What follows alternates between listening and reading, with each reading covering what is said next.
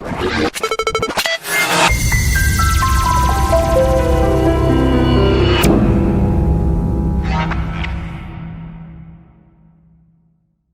my presentation is called The First Screen. And it's really about anybody who is looking to communicate to an audience.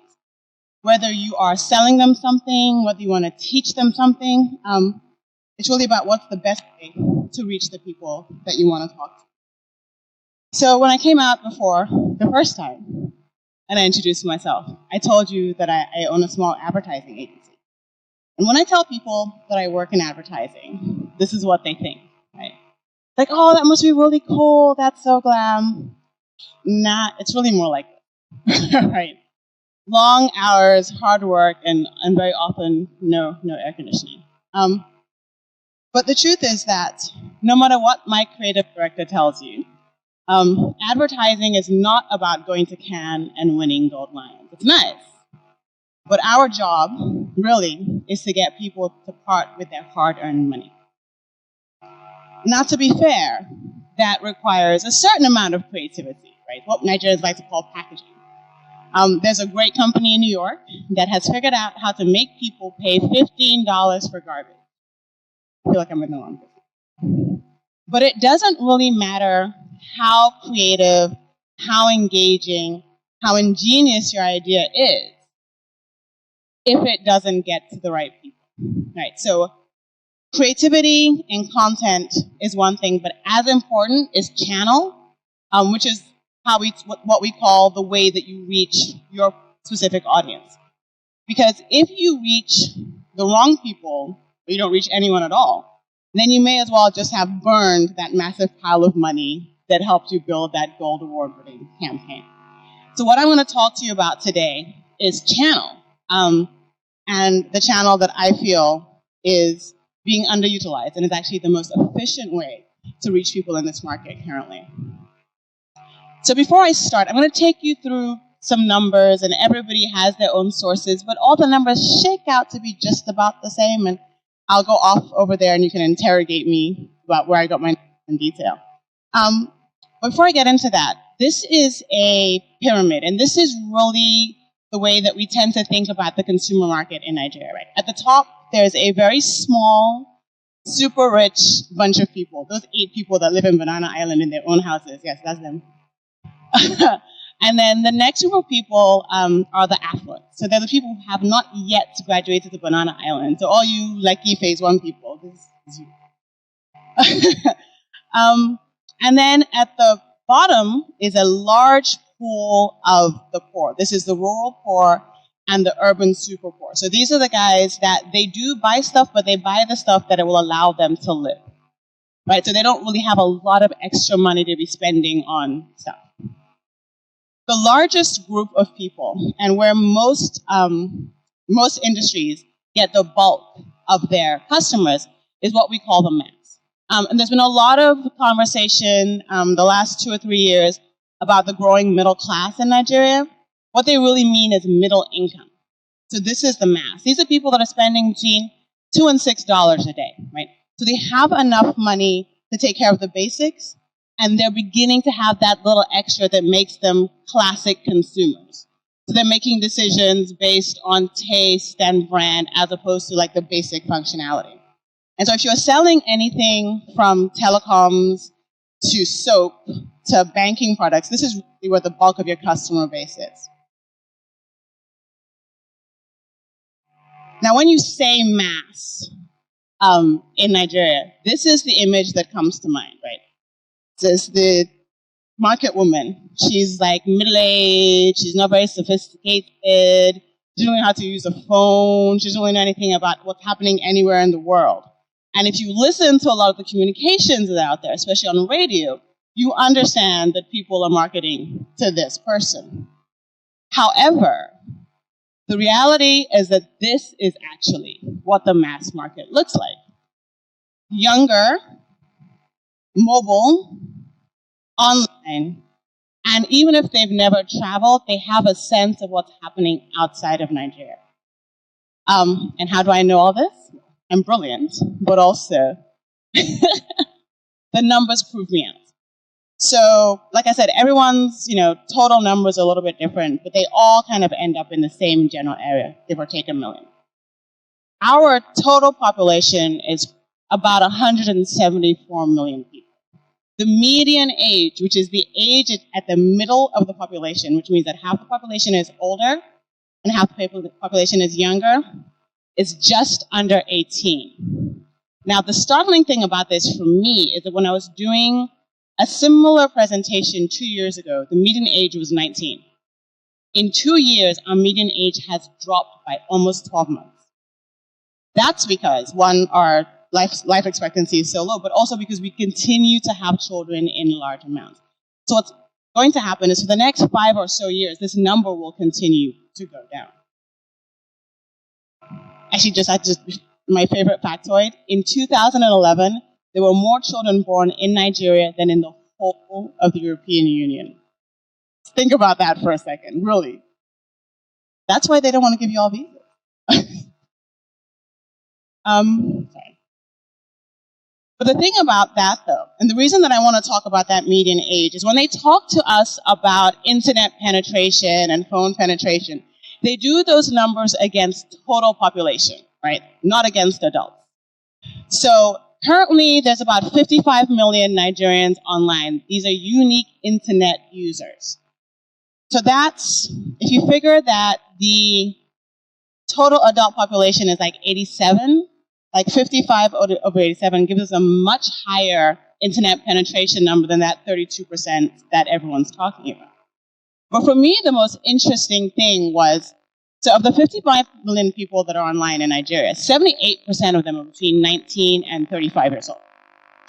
So remember that I had said that there are like 87 million adults in Nigeria? According to Athena, 62% of those are between 18 and 35. So the bulk of your adult population is under 35. So if you figure this number, so 78%, and I did these numbers before, 700 on stage, 78% of 55 is like 43 million? Something like that. It's 34 million and 48. Anyway, if these numbers are to be believed, and there are people that question them, but if these numbers are to be believed, then the Nigerian population, 18 to 35, has a little over 70% internet penetration. So that is something for us all to be thinking about. And to give you something to compare this to, DSTV has 2 million subscribers. Just think about that. But for me, the most compelling thing out of all of this is that 72% of internet access in Nigeria happens via mobile device. So when you are thinking internet, not sort of, oh my God, there's like 48 million Nigerians online. If you're developing and thinking about them, understand that they are accessing via a mobile device. So now I was like, yes, I'm going to go and build an app for the iTunes store and get a Samsung. It's all just, hang on a second. We are still a feature phone market. 60% of mobile internet hits in this country come from feature phones. Now, a lot of people, it's hard to tell the difference between a feature and a smartphone, but it's all about platform though, and about sort of the things that they can do. So that little techno phone can do the 60% of what my BlackBerry can do that I need, but it's not going to do that extra 40%. And this will become, why I'm talking about this will become apparent as I go further down the line. The interesting thing for me is that this 25% smartphone number, right? Because last year the number was 9, and I think that actually it's a second-hand market is moving our smartphone numbers up. And this will continue to change as people are beginning to see lower-end smartphones come into the market.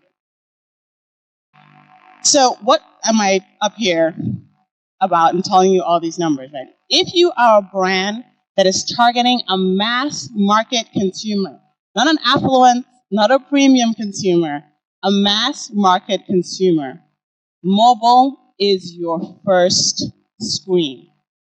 That is the first place you should be thinking about communicating to them.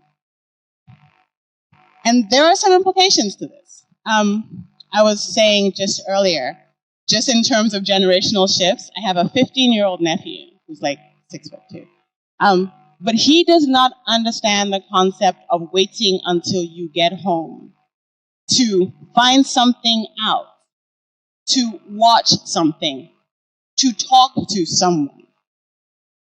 He doesn't understand what I mean. Like, he cannot conceive of a world, right? Because he's always had a phone. And as long as he's been able to use a phone, he's able to Google it. He has a fundamentally different approach to the world, and thus fundamentally different expectations of the world than I did growing up. And this is something that we're seeing across the world, but specifically in developing nations where our populations are so young. So the first thing, and this is a thing that I struggle a lot with my clients, many of whom are over 35, is that what mobile does, and what mobile internet specifically does, is it changes the flow of conversation. Traditionally, it is a one-to-many communication. I have a billboard, I have a radio ad, I have a TV ad, and millions of people see it. And they like it or they don't like it, and maybe they go buy the thing, and maybe they don't, but that's all that I know. They've heard it, and we measure success on how many people can say that they've heard it and that they liked it.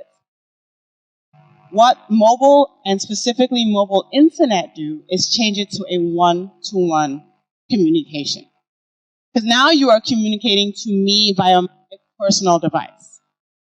So even if you're communicating to lots of other people as well, my communication is personal. And I expect it to be such. There is no reason I should be getting anonymous emails. If you have my phone number, you know my name. It means that if you communicate to me, I should be able to respond.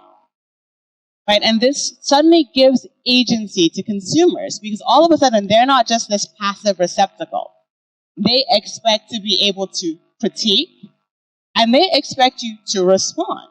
One of my favorite stories is that somebody was sitting, one of the banks, I won't say who it is, was sitting in one of the banks, and they were complaining on Twitter about, and this actually happened to a friend of mine, complaining on Twitter about the wait. And the branch manager came out and said, "Who is so-and-so and so-and-so?" and saw him. And that is the reality that we live with. And if you're not, I always say to my clients, if you're going to be on Twitter, then your customer service needs to be on Twitter. Because when they ask you a question, if you tell them to call customer service, they will never, ever, ever answer you again. You are now in a one-to-one relationship with them. And that's how you have to think about it. The next thing is Sam talked about, so it's not content now, it's creation. Sorry.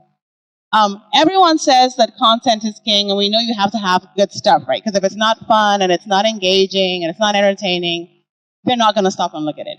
But that's not enough. Remember, you are now in a one-to-one engagement. They need to be able to respond, adapt, and share. So when you're creating for them, you need to be thinking about, how do I build in tools, opportunities for them to respond to me, to take this and make their own something out of it, and then to share it. We're going to begin to see more and more co-creation. And the truth is that they have the tools, like literally at their fingertips, to do it, and they will do it anyway. It's called a meme. I can create something now. I can take an ad, I can take a story, and I can create something and send it out. So if you don't get on top of it and create ways to co-create with them, they'll do it without you, and before you know it, they'll have taken your brand. Really, really important. Content is not enough. You have to engage them, and it is a continuous engagement. How are you talking to them daily, weekly? You have to move at the speed of light, or the speed of life, rather. If they're awake, you have to be awake too. There's nothing more annoying than trying to reach someone to do business and they're not there because it's 5:30. My day doesn't end at 5:30. If I'm a student, my day might start at midnight. And if expressing something about your brand, there needs to be someone there to respond to me. What this also means is that the cycle of creation has to speed up. You can't be doing a campaign every 6 months anymore. Even if you have a major theme line, you need to be thinking in smaller time increments. What is our content calendar for this month? How are we communicating on a daily basis? How are we following up on what people are saying? What is the conversation out there? If the conversation turns, what do we need to get in front of it? You have to move at the same speed that your consumers are moving, because they're not waiting for you to catch up. You have to be the right size for the platform. We all understand kind of the bandwidth issues that we're dealing with on a daily basis. But beyond that, people consume information on a mobile device differently than they do on a desktop or a laptop. One of the things that I liked about the ARIC product demonstration was that they clearly understand that mobile works differently.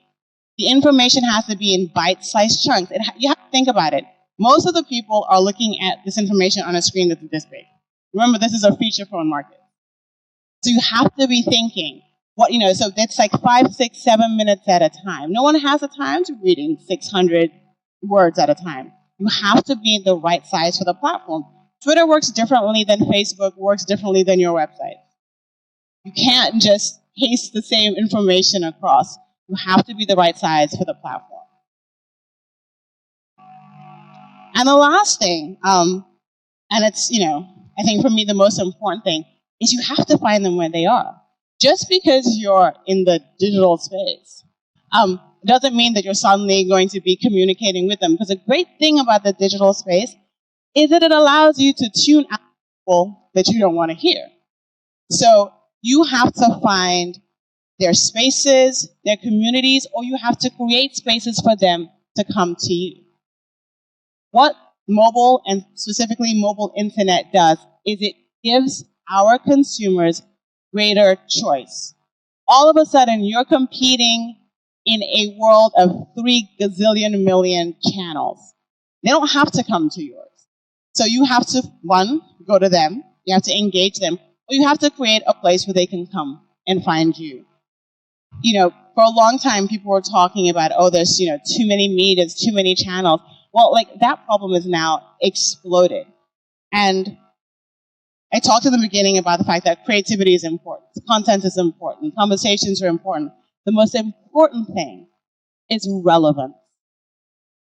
Because if you're not relevant to them, if you're not showing them something in a way they understand, in a place where they feel comfortable, they literally will click and be out. So, to end it all, why did I come out here and talk about this? And why am I so passionate about this? My job is to get people to spend their money. That's how I make my money, right? I get other people to spend their money. And for me, it's about how do I reach them in a way that's most efficient, in a way that's most engaging, and in a way that's most intimate. And what better way than the one thing that I know that they all carry with them almost 24 hours a day. Thank you.